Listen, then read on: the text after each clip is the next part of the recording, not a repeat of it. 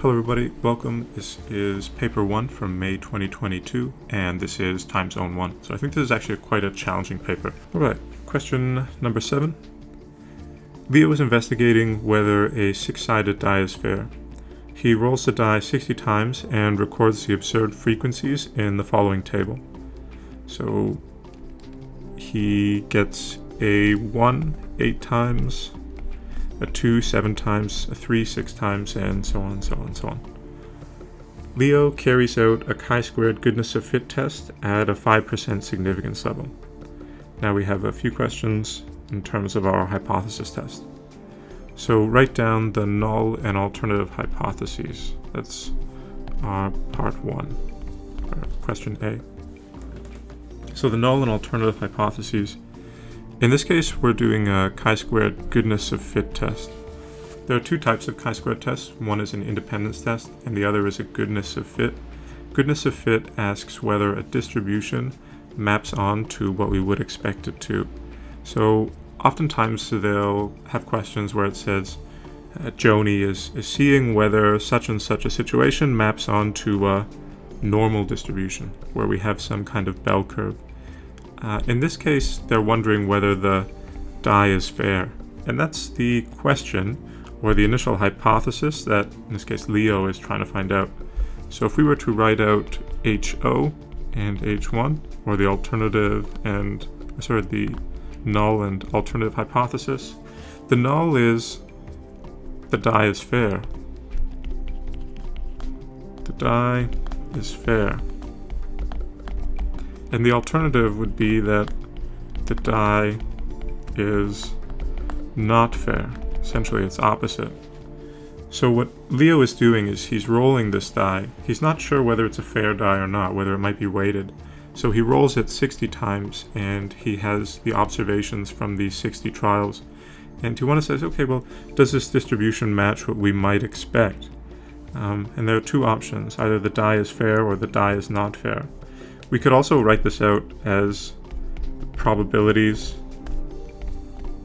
Probabilities are all equal. So in this case, we wouldn't have a normal distribution. We would have every single probability for each of these 6 die. Since it's a 6-sided die, we would expect the chance of getting a 1, 2, 3, 4, 5, 6 to be equal, all the same. So the null hypothesis, if the die is fair, the probabilities are all equal. If the die is not fair, then the probabilities are not all equal. So we could write probabilities are, and then we might say not all equal. And on the actual test, of course, write this out. Okay, write down the degrees of freedom. Degrees of freedom, remember, is rows minus 1, columns minus 1. This is for chi-squared goodness of fit, chi-squared independence, but it also works for chi-squared goodness of fit. Goodness of fit, we're only ever going to have either 2 columns or 2 rows, but for just ease of memory, I think have one formula that applies to all situations. So rows, we have 1, 2, 3, 4, 5, 6. 6 minus 1, and then of course columns. Rows, we actually only have 2 rows, 1, 2 rows. So in this case, 2 minus 1, but columns we have 6. So this will be 6 minus 1. 1 times 5 is just going to give us 5 in this case. 2 minus 1 times 6 minus 1. Alright. Write down the expected frequency of rolling a 1. So expected frequency is how many times you would expect to get a 1. And this is not in terms of what is observed, but just taking the situation as itself. Expected, if we had a fair die and we were to roll it, let's say 60 times, how many times would we expect to get a 1? So for our formula, we have EX, this is in the formula booklet, is number of trials times probability of occurrence. And in this case, we have 60 trials. We roll the die 60 times, and the probability of us getting a 1 would be 1/6. If this is a fair die and every single side has an equal chance of showing up, we would expect the probability of being a 1 or getting a 1 to be 1/6. And so 60 times 1/6. 1/6 of the time we would expect to get a 1. We roll it 60 times. Altogether we would expect to get 10 1s. Alright. Next question asking us to find the p-value for the test. So p-value, we're going to need to run a chi-squared goodness of fit test. So let's go to the calculator here and work this out. So chi-squared independence test is where we would construct a matrix. Chi-squared goodness of fit, since we only ever have 2 rows or 2 columns, eventually we're going to present this as columns, we just want to use our spreadsheets. So let's go ahead and, in this case, let's actually write observed and expected. Whoops, I think I put 0. Let's write observed and expected. So this is what we observed. Number of 1s was 8, and we had 7 2s, 6 3s, 15 4s, and so on. 12 5s, 12 6s. It's just a coincidence that they match up here.